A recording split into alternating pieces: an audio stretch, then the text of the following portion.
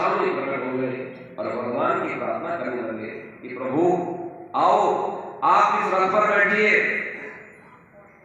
उस रथ में युद्ध की सारी सामग्रियां दिव्य अस्त्र शस्त्र से सुसज्जित थी।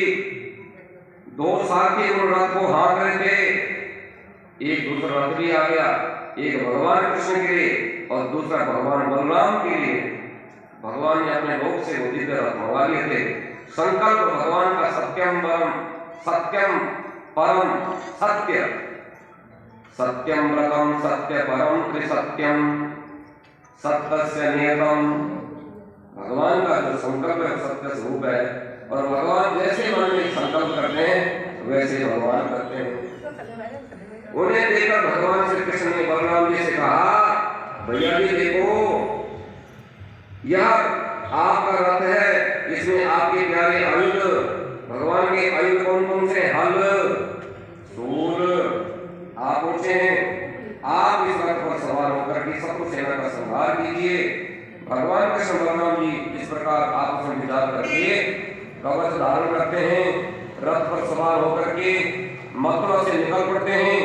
उस समय छोटी सी सेना उनके साथ चल रही थी। भगवान श्री कृष्ण के रथ को हाँक रहे थे।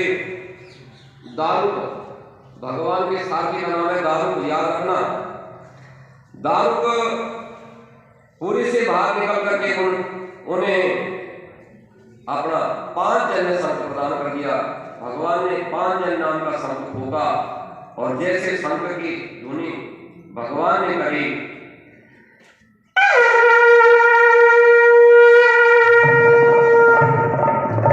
ये भगवान शंख का 5 जन्य शंख भगवान का है। उसे सुनकर जरासंध की सेना का हृदय डर गया, थर्रा उठे। उन्होंने देखकर मग्न नरेश जरासंध ने कहा, कृष्ण तो अभी मेरा बच्चा है, केवल अकेले तुझसे लड़ने में मुझे लाज लगती है, इसलिए मैं तेरे साथ नहीं लड़ सकता। जा मेरे सामने से हट जा। हाँ बलराम, यदि तेरे मन में यह श्रद्धा हो कि युद्ध में मरने पर स्वर्ग मिलता है तो आ और मुझसे युद्ध कर। भगवान कृष्ण ने कहा, मर्दराज, जो सूरवीर होते हैं ना वे तुम्हारी तरह डींग नहीं हारते, वे तो अपना बल और पौरुष दिखाते हैं। बड़ा भारी युद्ध हुआ महाराज। जब युद्ध हुआ तो उसी समय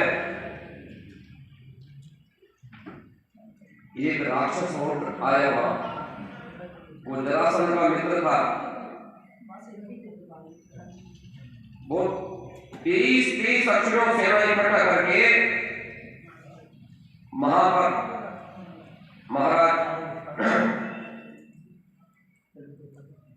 हाजी बोलो कृष्ण भगवान की।